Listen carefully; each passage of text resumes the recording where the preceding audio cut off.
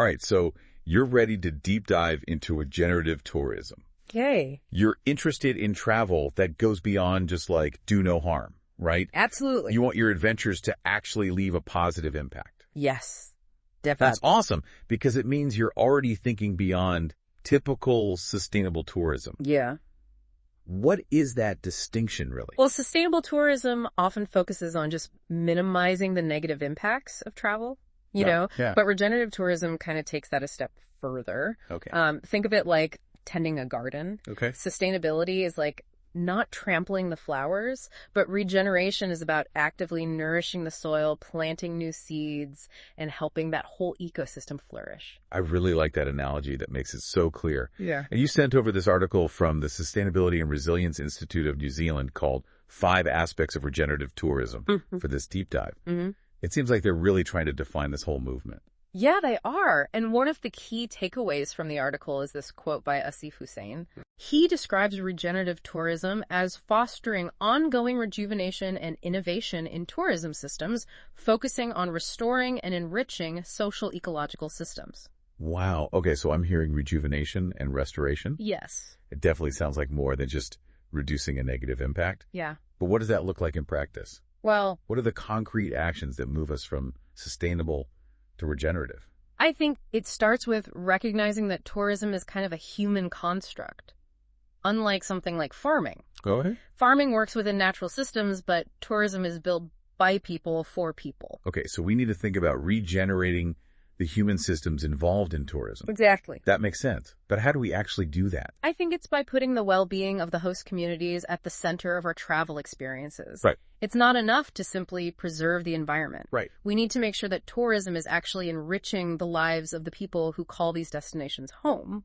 That seems like a really big shift from how a lot of travel is structured right now. It is, and the article highlights something really crucial to achieving this shift, and that's authenticity. Truly authentic travel experiences are more likely to benefit both visitors and host communities.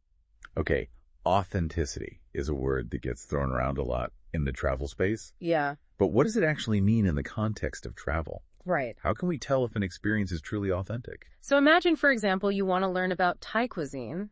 Instead of just taking a cooking class in like a sterile hotel kitchen. Right. You find one held in a local family's home, learning recipes passed down through generations. I love that. You know, Yeah. That's a level of authenticity that connects you to the culture in a much deeper way. That's a fantastic example. I can already see how that would create a more meaningful experience for the traveler. Yeah. But how does it benefit the community? Well, in this case, it's directly supporting those local families by bringing in income and opportunities to share their culture. Yeah. The article mentioned some really fascinating research from New Zealand that found that this craving for authentic experiences is even stronger now after the pandemic. Really? Yeah, people are seeking these real connections and a deeper sense of place. That makes a lot of sense. Mm-hmm. So regenerative tourism isn't just some abstract concept. Right. It has the potential to create tangible benefits for both the traveler and the destination. Absolutely. And it's not just about those exotic, far-flung destinations. Okay. You can apply these principles to experiences closer to home. Oh, interesting. Think about supporting local businesses, learning about the history of your region, or engaging with the cultural heritage of your community. It's about being a more conscious traveler no matter where you go. Exactly. But let's be realistic. There's a lot of greenwashing out there. Yeah. How do we know if an experience is truly regenerative or if a company is just trying to capitalize on the trend?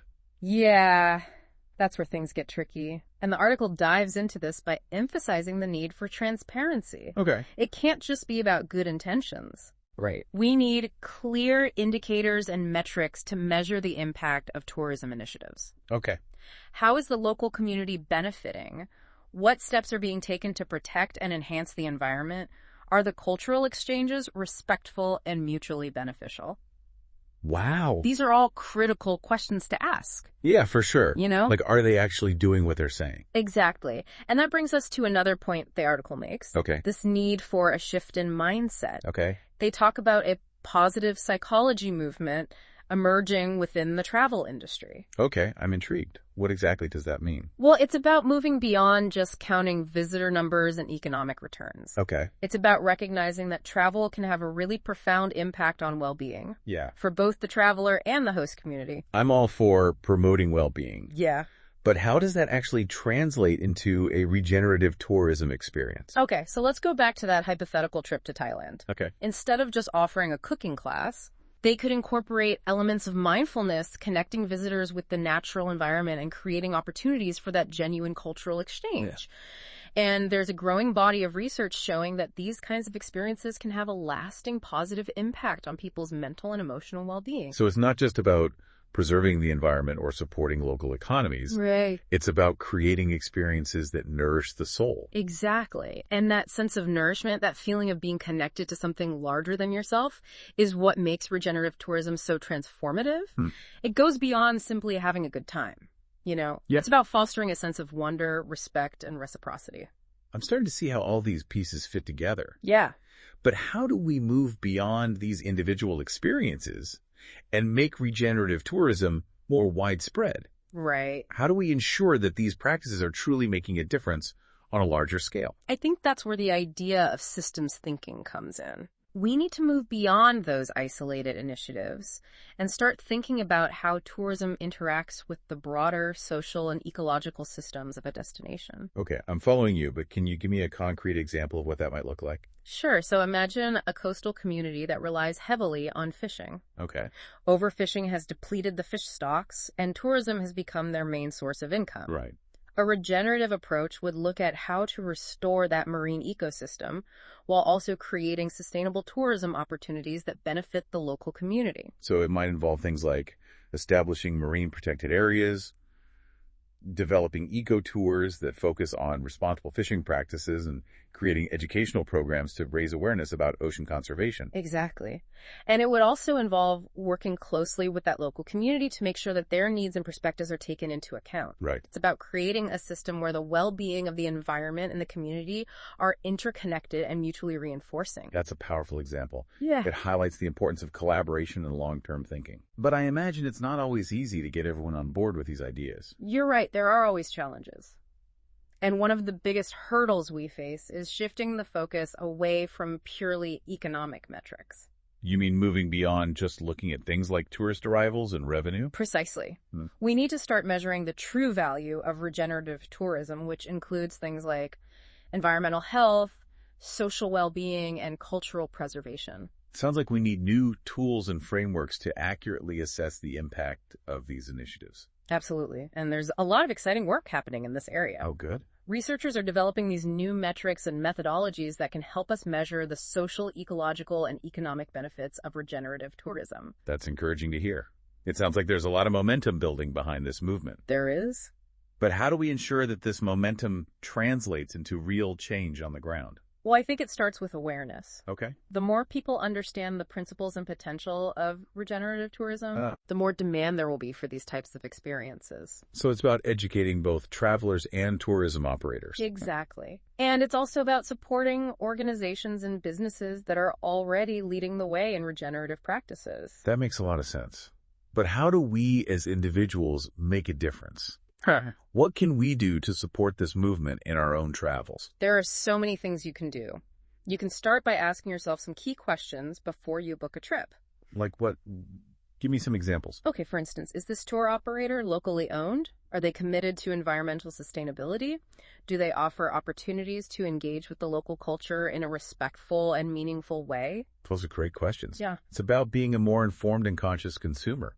It is. And remember, regenerative tourism isn't just about those exotic destinations. Right. You can apply these principles to travel experiences closer to home as well. That's a great reminder.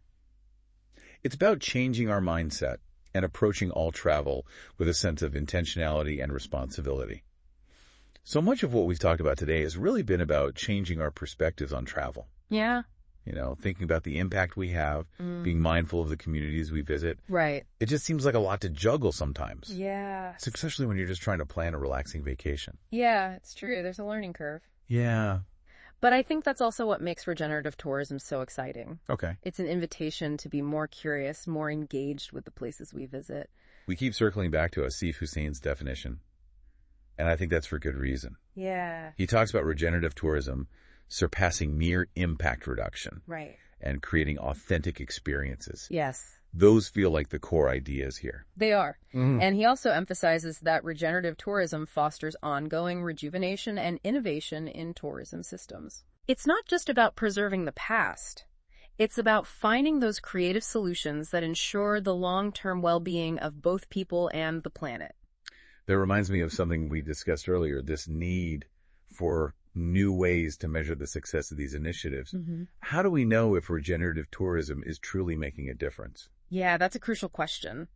Traditional metrics like visitor numbers and economic revenue don't tell the whole story. Wow. We need to look at those broader social, ecological, and cultural impacts. So what kinds of things should we be measuring? Give me some concrete examples. Well, on the environmental side, we might look at things like improvements in water quality, Okay. the restoration of degraded ecosystems, Yeah. or a reduction in carbon emissions. Okay. And then on the social side, we might measure things like increases in local employment, Okay. improvements in community health and well-being, Right.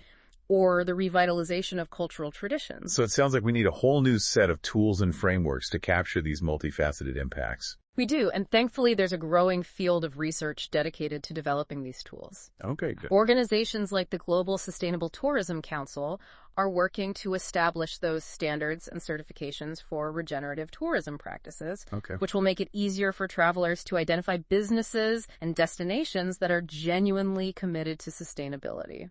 That's really encouraging. It sounds like we're moving beyond simply talking about these issues and starting to put real systems in place to support this transition to more regenerative travel. Exactly. And as these systems evolve, it will become easier for travelers to make informed choices that align with their values. So if someone listening to this is feeling inspired and wants to explore regenerative tourism, where should they start? What are some practical steps they can take? Well, first and foremost, I'd encourage them to do their research. Okay. There are some fantastic resources available online, including the website of the Sustainability and Resilience Institute of New Zealand, which we've been referencing throughout this deep dive. We'll be sure to include a link to their website in the show notes. Awesome. And once you have a basic understanding of the principles, start by asking questions. Okay. When you're booking a trip, reach out to tour operators and accommodations and ask about their sustainability practices. And don't be afraid to kind of dig a little deeper. Exactly. Ask about their relationships with the local community, how they're minimizing their environmental impact, and what they're doing to promote those authentic cultural experiences. Exactly. And remember, regenerative tourism isn't just about where you go, it's about how you travel. Right. Be mindful of your consumption habits, respect local customs and traditions, and look for opportunities to engage with the community in a meaningful way. These are all great tips. Yeah. And ultimately, I think it comes down to remembering that travel is a privilege, not a right. I completely agree.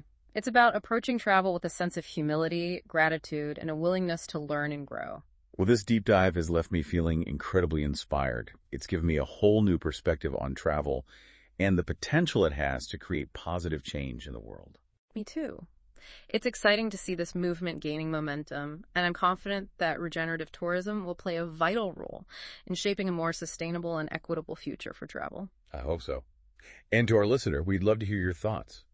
Where would you go on a regenerative trip? What kind of experiences would you seek out?